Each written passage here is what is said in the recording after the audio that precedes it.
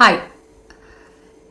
നിമിഷപ്രിയയുടെ വിഷയത്തിൽ ഞാൻ കണ്ട ഒരു വീഡിയോ ഇവിടെ ഷെയർ ചെയ്യണമെന്ന് തോന്നി. അതിൻ്റെ കൂടെ എനിക്ക് പറയാനുള്ളൊരു കാര്യം, the whole world is waiting for something എന്നൊക്കെ പറഞ്ഞുകൊണ്ട് ആങ്കർ അങ്ങ് ഉത്സാഹം കൊണ്ടിട്ട് പറയുന്ന ഒരു കാര്യമുണ്ട്. നിമിഷപ്രിയയുടെ ഈ റിലീസ് എന്നുള്ളത് നമ്മളെല്ലാവരും വെയിറ്റ് ചെയ്യുന്ന ഒരു കാര്യമാണെന്ന്. ഞാൻ വെയിറ്റ് ചെയ്യുന്നില്ല. ഞാൻ അവളുടെ ബോഡി നാട്ടിലേക്ക് വരുന്നതാണ് വെയിറ്റ് ചെയ്തുകൊണ്ടിരുന്നത്. അത് ഓപ്പണായിട്ട് പറയുന്നു. നിമിഷപ്രിയ എന്ന പെണ്ണ് അത്യാവശ്യം ശിക്ഷയ്ക്ക് വിധേയമാക്കപ്പെട്ട് അവളുടെ ഡെഡ് ബോഡി നാട്ടിലേക്ക് വരുന്നതിന് വേണ്ടി തന്നെയാണ് വെയിറ്റ് ചെയ്തിരുന്നത്. അതൊരു ക്രൂവൽറ്റി ആണെന്ന് ചോദിച്ചു കഴിഞ്ഞാൽ ഞാൻ പറഞ്ഞല്ലോ, എനിക്ക് എൻ്റേതായ ന്യായീകരണം ഉണ്ട് തന്നെയാണ്. ഈ പറയുന്ന സാമുവൽ ഇപ്പോൾ കിടന്ന് ഈ തെള്ളിത്തെറിക്കുന്നതിൻ്റെ കാരണം എൻ്റെ ഒരു സംശയമാണ്. എൻ്റെ ഒരു സംശയം നിങ്ങളുടെ അഭിപ്രായം നിങ്ങൾ പറഞ്ഞാൽ മതിയാവും. എനിക്ക് തോന്നുന്ന ഒരു കാര്യമാണ്, ഇവൻ സംസാരിക്കുന്നത് മലയാളിയായി ഇവൻ സംസാരിക്കുന്നത് communication language is in English, 100% English. അങ്ങനെയാണെങ്കിൽ ഇവൻ്റെ ഇൻറ്റൻഷൻ സ്ട്രെയിറ്റ് അവേ മറ്റൊന്നല്ലേന്ന് എൻ്റെ ഒരു സംശയമാണ്. അത് ഞാൻ പറയാം, കേൾക്കാം. ഇപ്പോൾ മനുഷ്യാവകാശ പ്രവർത്തകനായ സാമുവൽ ജെറോം നമ്മോടൊപ്പം ചേരുന്നുണ്ട്. നമുക്കറിയാം, ഈ നിമിഷപ്രിയയുടെ മോചനത്തിനായി ഏറ്റവും ആദ്യ ഘട്ടം മുതൽ തന്നെ ഈ ഒരു അവസാന നിമിഷം വരെ പോരാടിയ ഒരു മനുഷ്യനാണ് Samuel Jerome. Samuel Jerome, the whole country was waiting for this good news and at last it came. How was it happened? I am right now with Sheikh Abdul Malik Al Nahya, who had been the key person in this. And right now we are actually going to the court to do some paperwork right now, which is now required for further negotiation. So that is what we are going to do now. So we did not, or nobody negotiated with the party was called, and as of now the family did not consent to extend this. So people have to understand. So we have done it without the family. People have to understand this, and I understand there is a lot of fake news coming in India. People who this point without the concern of family, ഫാമിലിയുടെ യാതൊരു കൺസേണുമില്ല. Family സംസാരിച്ചിട്ടില്ല, സഹായിച്ചിട്ടില്ല, അവർ അതിന് തയ്യാറായിട്ടില്ല. അല്ലാതെ paper വർക്കുകളിൽ കൂടെ ഏതോ ഒരു ഷെയ്ക്കിന്റെ കൂടെയാണ് അവർ ഇത് ചെയ്യുന്നതെന്നാ പറയും. പോയിന്റ് അടുത്തതിലേക്ക് പോവാം. are claiming to do this.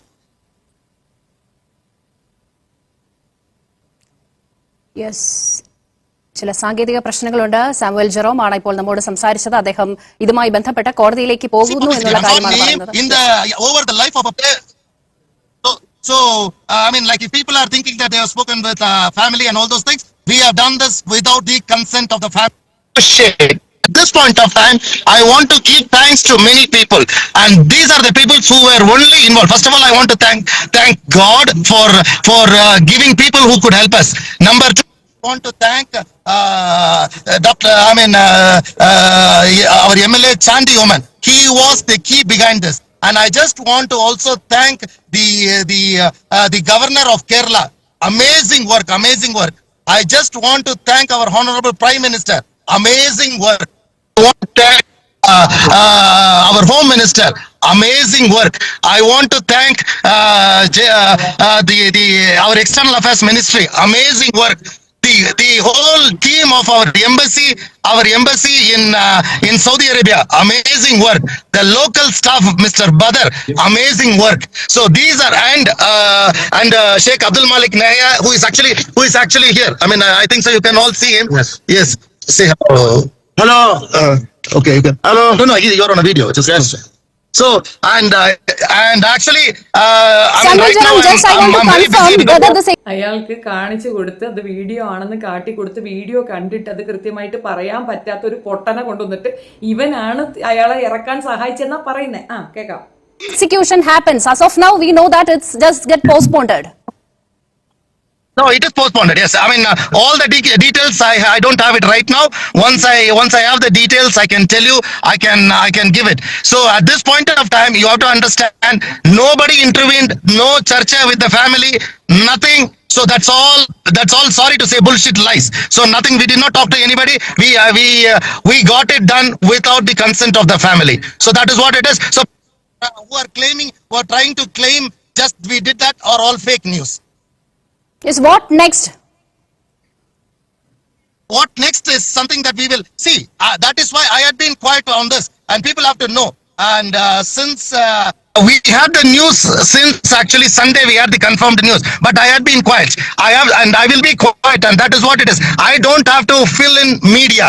My job is to save Yes. the life of a girl, and whenever there is news, I will come to the media. People have to understand this. So people you have got a lot of people who can fill in fake news. You can ask them; they will give you news.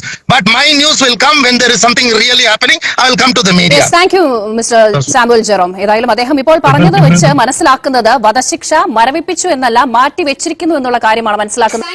എടാ വെച്ചിട്ട് പാടാലവലാതി. സിമ്പിളാണ്. ഈ സംഗതി നടക്കുന്നത് മുഴുക്ക കാന്തപുരം ഉസ്താദിന്റെ കയ്യിൽ നിന്ന് തന്നെയാണ്. ഇനി ഞാൻ പറയാം എന്തുകൊണ്ടാണ് ഇവൻ ഇത് ഇംഗ്ലീഷിൽ തന്നെ സംസാരിക്കുന്നത്. അവൻ മലയാളിയാണ്, അവന് മലയാളം അറിയാം, അവൻ മലയാളത്തിൽ പറയാത്തത്. ദ റീസൺ ബിഹൈൻഡ് ഇത് ചർച്ചയാകണം. The whole India need to ചർച്ച ദിസ് തിങ്. ഇത് ചർച്ച ചെയ്യുമ്പോൾ ഓട്ടോമാറ്റിക്കലി ഈ പറയുന്ന ഇവർക്ക് ഇളവ് കൊടുത്തു എന്ന് പറയുന്ന അവർ ഇളവ് പിൻവലിക്കും.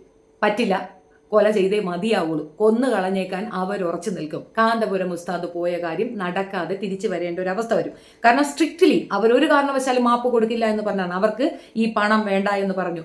ഈ പണം കൊടുത്താൽ ചിലപ്പോൾ ഈ പറയുന്ന നമ്മുടെ കോടതിയിൽ ജഡ്ജിക്ക് ഉത്തരവിടാം, നിങ്ങൾ ആ പണം വാങ്ങിയിട്ട് വെറുതെ വിടൂ എന്ന് പറയാം. പക്ഷെ അപ്പോഴും പറയുന്നു മാതാപിതാക്കളോ അവന്റെ ഭാര്യയോ ബന്ധുക്കളോ ആരെങ്കിലും ഒരാളെങ്കിലും അതിന് സമ്മതം കൊടുക്കണം. പ്രത്യേകിച്ച് അമ്മ സമ്മതം കൊടുക്കണം. കൊടുത്തിട്ടില്ല വെച്ചാൽ ഇതിന് മറുപടി മരണം തന്നെയാണ്. നിയമം അതാണ്, അത്ര ശക്തമാണ് ശരീഅത്ത് നിയമം എന്നുള്ളതാണ്. ഈവൻ ഇംഗ്ലീഷിൽ ഇത് പറയുമ്പോൾ ഓൾ ഇന്ത്യ വിൽ ചർച്ച ദിസ് തിങ്. ഓക്കെ, അപ്പോൾ എന്താ നടക്കുന്നത്? അവർക്ക് കേൾക്കും, അവർക്ക് ടെൻഷൻ വരും, അവർക്ക് ദേഷ്യം വരും. ഈ ഫാമിലി ഇതിനകത്ത് ഒരു രീതിയിലും ഒന്നും ചെയ്തിട്ടില്ല, ഞങ്ങളാണ് ഇത് ചെയ്തതെന്ന് പറയുന്നത് ശുദ്ധ നുണയല്ലേ.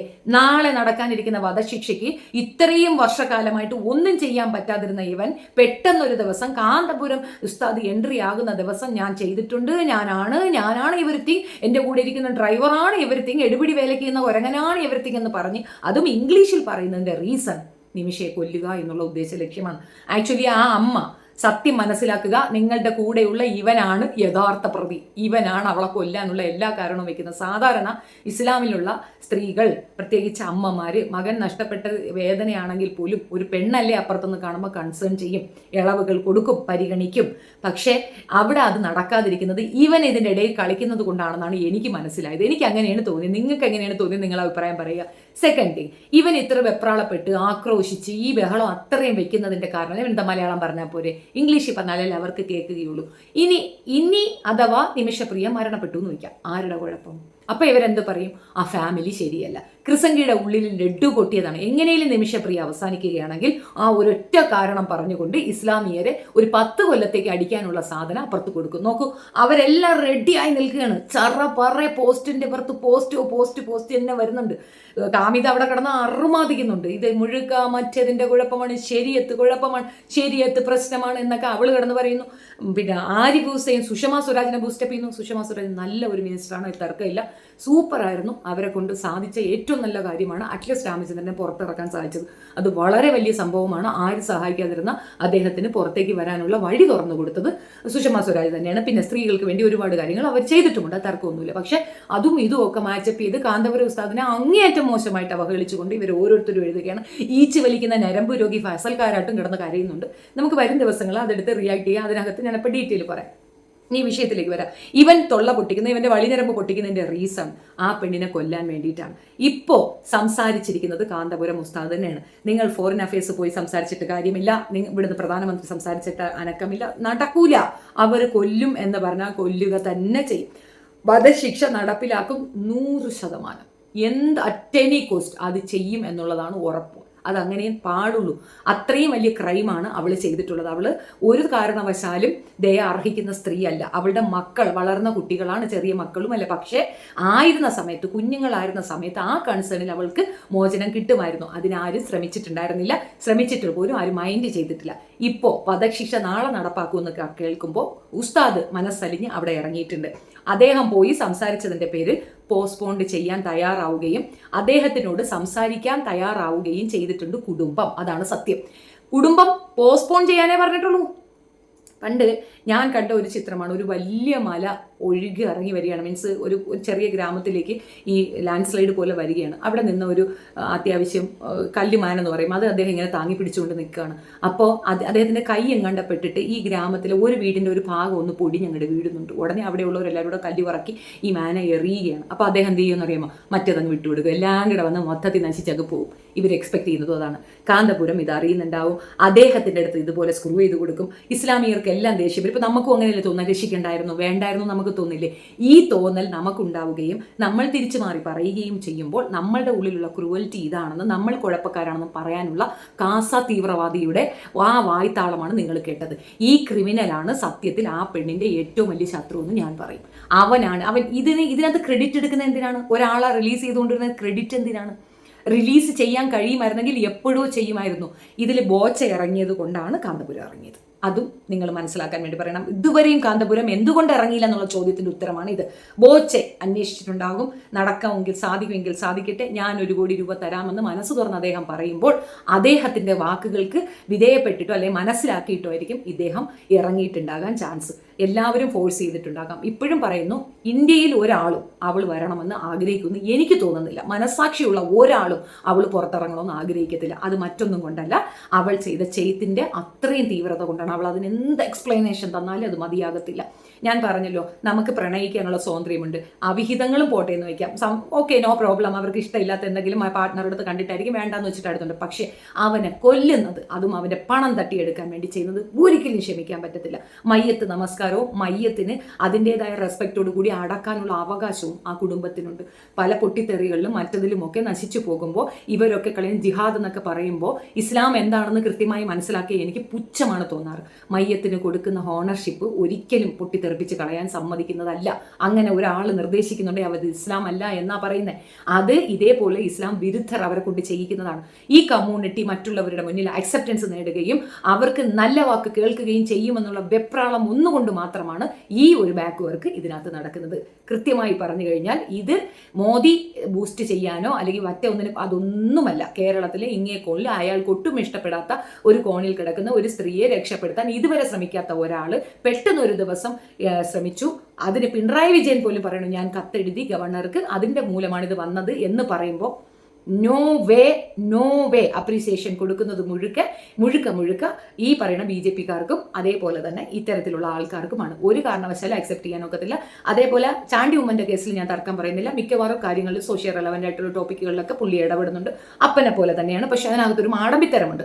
അത് നമുക്ക് വരും ദിവസങ്ങളിൽ ഞാൻ വ്യക്തമാക്കാം. ആ ഒരു ഏരിയയിൽ മറ്റ് 53 വർഷമായിട്ട് വേറെ ഒരു മനുഷ്യരെയും MLA ആകാൻ അയാൾ ജീവിച്ചിരിക്കുന്നവരെ വരെ സമ്മതിച്ചിട്ടില്ല. ഇനിയും വേറെ ആരും അവിടെ MLA ആവാനും പോകുന്നില്ല. കാരണം ചാണ്ടി ഉമ്മൻ അങ്ങനെയാണ്. അത് ഒരു കുടുംബ വാഴ്ചയായിട്ട് ആ ഏരിയ മാറിക്കഴിഞ്ഞു. അത്ര ബോധമേ ഉള്ളൂ നമ്മളത് കരുതല്ല. അവിടെ ആരെങ്കിലും മറ്റു വിഭാഗത്തിലുള്ളവർക്കൊക്കെ ബോധം വരുമ്പോൾ ഇത് പറ്റത്തില്ല എന്ന് തോന്നുമ്പോൾ മറിച്ചൊരു ചിന്തയുണ്ടാവും. അത് മാത്രമല്ല, സ്ട്രോങ് ആയിട്ടുള്ള സ്ഥാനാർത്ഥികൾ ഇപ്പുറത്ത് വരാത്തിടത്തോളം അത് കണ്ടിന്യൂ ചെയ്യുക തന്നെ ചെയ്യും. പക്ഷേ ഈ ഒരു വിഷയത്തിൽ അവരെടുത്ത എഫർട്ട് കാണാതെയല്ല നമ്മൾ പറയുന്നത്. അത് തീർച്ചയായിട്ടും അവർ നല്ല എഫർട്ട് എടുത്തിട്ടുണ്ട്. പക്ഷേ അത് ഫലം കണ്ടു എന്ന് പറയുന്നത് ശുദ്ധ കളവാണ്. ഇതിൽ കമ്മ്യൂണിറ്റി ബേസ് അല്ല, മതവിശ്വാസത്തിന്റെ അടിസ്ഥാനത്തിലല്ല. ഇതിനകത്ത് മതം കുത്തി കലർത്തരുത്. യമനിൽ നടക്കുന്ന ഈ വിഷയത്തിൽ മതം ഇല്ല. അവർ മതബോധത്തോടു കൂടിയല്ല. അങ്ങനെയാണെങ്കിൽ ഈ പറയുന്ന സ്ത്രീയെ നിമിഷപ്രിയ അവിടെ ഇങ്ങനെ ഒരു ബിസിനസ് തുടങ്ങില്ല. അങ്ങനെ ഒരു ബിസിനസ് തുടങ്ങാനുള്ള സപ്പോർട്ട് യമനിയായ അദ്ദേഹം ചെയ്തു കൊടുക്കത്തില്ല. മതമുണ്ടെന്ന് പറയുന്നത് മതമല്ല. ഇത് ഒരു വ്യക്തിയെ വളരെ ക്രൂരമായി കൊന്നുകളയുക മാത്രമല്ല, ആ മൃതശരീരം പോലും കിട്ടാതിരിക്കാൻ തക്കവണ്ണം 110 പീസായി വെട്ടി നുറുക്കുകയാണ് ചെയ്തത്. ആ സ്ത്രീയുടെ ക്രൂവൽറ്റിയുടെ ഒരു ഇതൊന്നും നിങ്ങളൊന്ന് ആലോചിച്ച് നോക്കുക. അവർ കൊന്നു കളഞ്ഞു, പക്ഷെ അത് വെട്ടി പാഴ്സലാക്കുമ്പോൾ ആ സ്ത്രീയുടെ കൈ വിറച്ചില്ല, അവർക്ക് ടെൻഷൻ ഉണ്ടായില്ല. ഒന്നോർത്ത് നോക്കുക എത്ര ക്രൂവലായിരിക്കും. അപ്പോൾ ആ ക്രൂവൽറ്റി ചെയ്ത ആ സ്ത്രീ പറയുന്നതും ഇപ്പോൾ ഇനി പുതിയ സ്റ്റോറിയൊക്കെ കൊണ്ടുവരുന്നതും ഒക്കെ വിശ്വസിക്കാൻ തയ്യാറായി ക്രിസംഗി കൂട്ടങ്ങൾ കാത്തിരിക്കുകയാണ്. ക്രിസംഗികളുടെ ഉദ്ദേശ ലക്ഷ്യം ഒന്നേ ഉള്ളൂ, വെടക്കാക്കി തനിക്കാക്കുക എന്നുള്ളതാണ്. ഇവർക്ക് കിട്ടണം അതിൻ്റെ ക്രെഡിറ്റ്. എടുത്തോട്ടെ, അതിൽ തർക്കമില്ല. പക്ഷേ ക്രെഡിറ്റ് എടുക്കുന്നതിന് കാന്തപുരം ഉസ്താദിനെ എന്തിനാ അവഹേളിക്കണം? യെസ്, അദ്ദേഹവും വന്ന് സംസാരിച്ചിരുന്നു എന്ന് പറയുന്നതിൽ എന്താണ്? ഞാൻ പറയട്ടെ, ഇപ്പോൾ ഈ ചാണ്ടി ഉമ്മനിക്ക് ക്രെഡിറ്റ് കൊടുക്കാൻ പറ്റുന്നുണ്ട്, നരേന്ദ്രമോദിക്ക് കൊടുക്കാൻ പറ്റുന്നുണ്ട്, അമിത്ഷാക്ക് കൊടുക്കാൻ പറ്റുന്നുണ്ട്, സർവത്ര മനുഷ്യർക്കും ക്രെഡിറ്റ് കൊടുക്കാൻ പറ്റുന്നുണ്ട്. എന്തുകൊണ്ട് കാന്തപുരം ഉസ്താദിനും ആ ക്രെഡിറ്റ് കിട്ടി എന്ന് പറയാൻ, അല്ലെങ്കിൽ അദ്ദേഹവും വന്നിരുന്നു ഞങ്ങൾക്കൊപ്പം ചേർന്ന് അദ്ദേഹവും ഇത് ചെയ്തിരുന്നു എന്ന് എന്തുകൊണ്ട് ഇവർക്ക് പറയാൻ സാധിക്കുന്നില്ല? അതിനകത്തുണ്ട് ഇവരുടെ ഉള്ളിലുള്ള ആവേശം. അതുകൊണ്ടാണ് ഞാനിത് വീണ്ടും റിപ്പീറ്റഡ്ലി പറയണത്. ഇവൻ ഇംഗ്ലീഷിൽ ഈ ആവർത്തിക്കുന്ന സാധനം നിങ്ങൾ വീണ്ടും എയർ ചെയ്യുമ്പോൾ ഇതിൽ അവിടെ ശ്രദ്ധ വന്നു കഴിഞ്ഞാൽ കാന്തപുരം ഉസ്താദ് പറയുന്നത് പോലും കേൾക്കാതെ അവർ മറിച്ച് ചിന്തിക്കും. അപ്പോൾ കാന്തപുരം ഉസ്താദാണ് മറിച്ച് പറഞ്ഞതെന്നും കൊന്നുകളയാൻ കാന്തപുരം ഉസ്താദ് ഉപദേശിച്ചു എന്നായിരിക്കും അടുത്ത ഐഡിയ അവർ ഇറക്കുക. അതായത് ഒന്നിലും പെടാതിരുന്ന മിണ്ടാതിരുന്ന മനുഷ്യനെ കൊണ്ടുപോയി നമ്മൾ പെടുത്തി എന്നാണ് ഇതിൽ എനിക്ക് മനസ്സിലായത്. കാന്തപുരം ഉസ്താദ് പെട്ടു.